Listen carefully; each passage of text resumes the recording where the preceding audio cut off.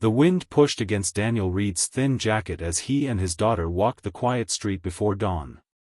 The street lamps buzzed overhead, throwing pale circles of light onto the wet pavement. His breath fogged in the cold, and Mia slept against his shoulder, her small hand clutching his coat collar. He shifted her weight gently, careful not to wake her. She had coughed half the night from her asthma again, and every bit of rest mattered. He would have carried her forever if it meant she didn't have to feel the world's heaviness yet. As he crossed the intersection near the bakery where he worked his morning shift, something caught the faint glow of the lamp, a glint of gold. He paused, leaned down, and found an expensive-looking wallet lying half in a puddle. Even soaked, it looked like it didn't belong on a street touched by people like him. The leather was rich, the initials pressed in elegant gold, and when he opened it, gleaming black titanium credit cards reflected back at him. He felt his stomach tighten. There was enough cash inside to cover a month of groceries. Enough to catch up on a bill. Enough to buy Mia a proper winter jacket. Mia stirred, lifting her head slightly. "Daddy, someone's wallet?" He nodded. "Yeah, sweetheart." "Will they be sad?" she murmured, her face still sleepy. He swallowed. "Yes. They will. Then we return it," she whispered with certainty, her tired eyes trusting him completely.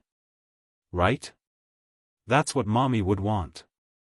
That sentence always went into the deepest part of him, the part still breaking. He nodded and kissed the top of her head. "Exactly." The owner's ID was tucked inside, a high-rise office address downtown. Not a name he'd ever heard, but the kind of place with marble floors and elevators that never stopped at the lower levels where janitors worked. He tucked the wallet carefully into his coat and walked the rest of the way, feeling the weight of it press against him. Not temptation, just the reminder of what he didn't have. By the time he reached the bakery, pink light was breaking over the city. He dropped the wallet off at the building's ground floor security, using the number on the ID to leave a short note. Found on corner of 8th and Willow. Returned intact. Daniel. No number. No expectation. He wasn't doing it for anything back. He forgot about it entirely as the day began its usual blur, kneading dough until his wrists hurt, rushing Mia to school, cleaning offices after sunset, returning home past 10 p.m. to an apartment that smelled faintly of bleach and old pipes.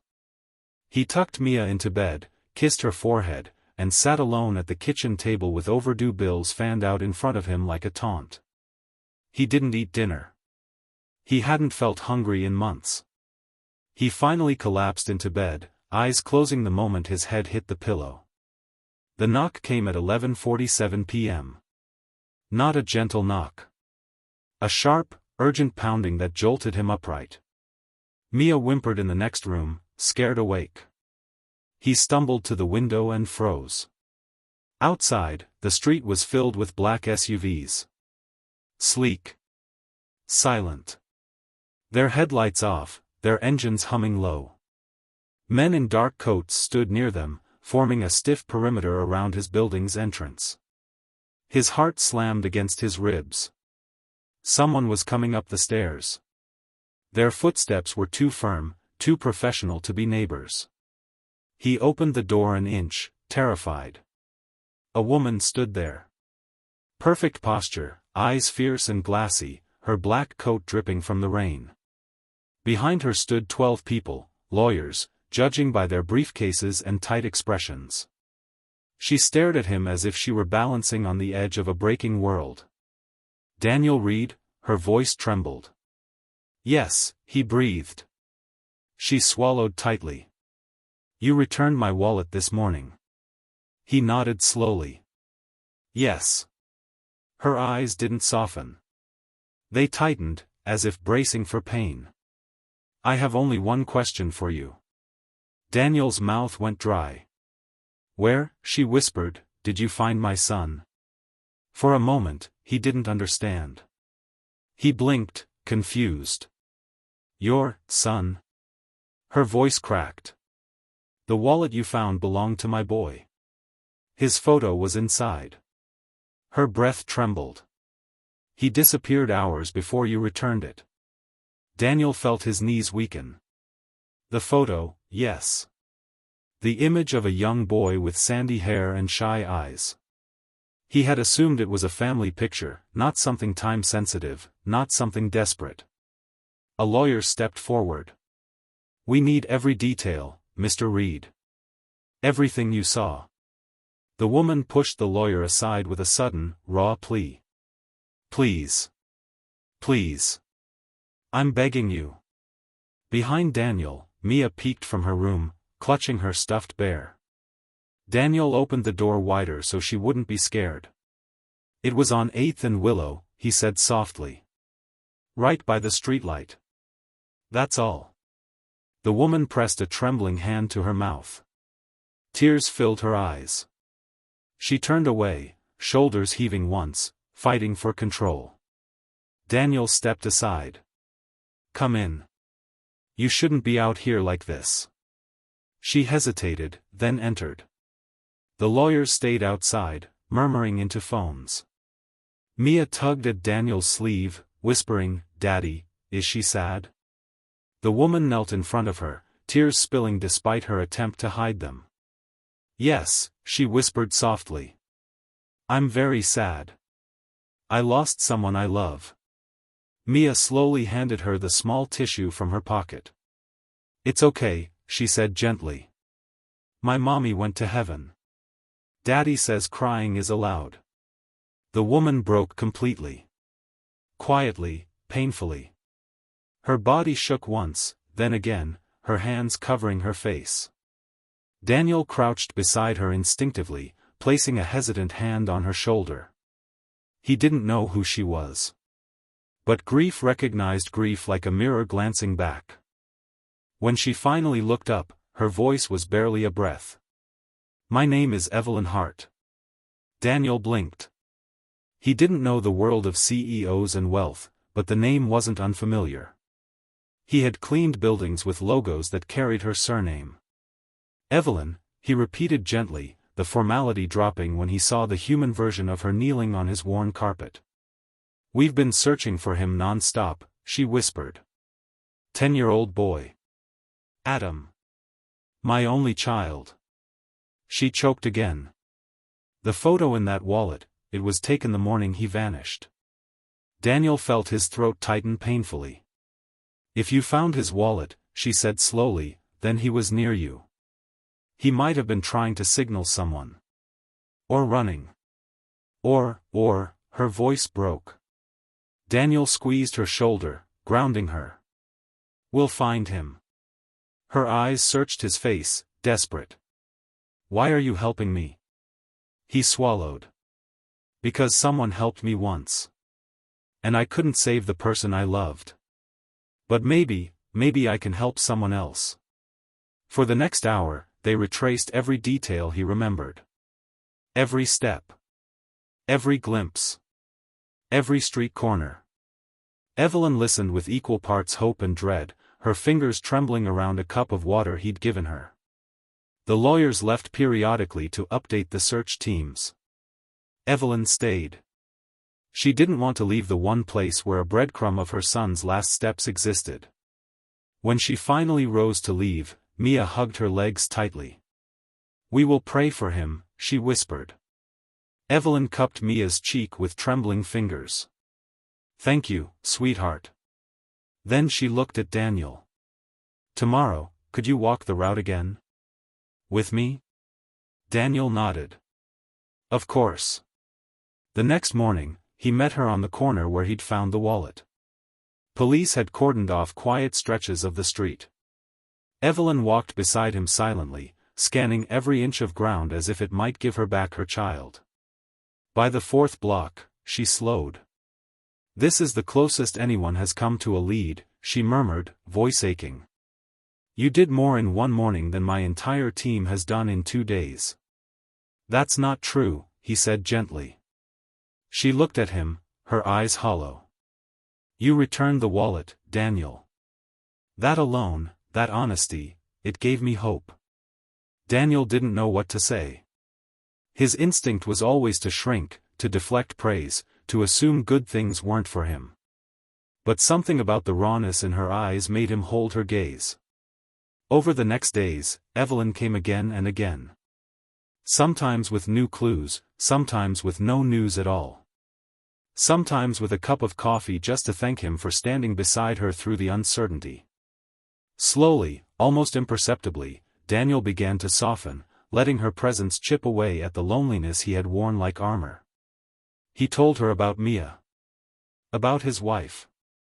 About the accident on that frozen road, the broken promise he carried every day. Evelyn listened, her own walls falling piece by piece. "You're a good father," she whispered one night outside his building. Daniel laughed softly, pained. "I'm barely holding it together." "Good fathers don't have to be perfect," she said. "They just have to stay." Days blurred into a rhythm, searching, hoping, retracing steps, filling hours with quiet companionship.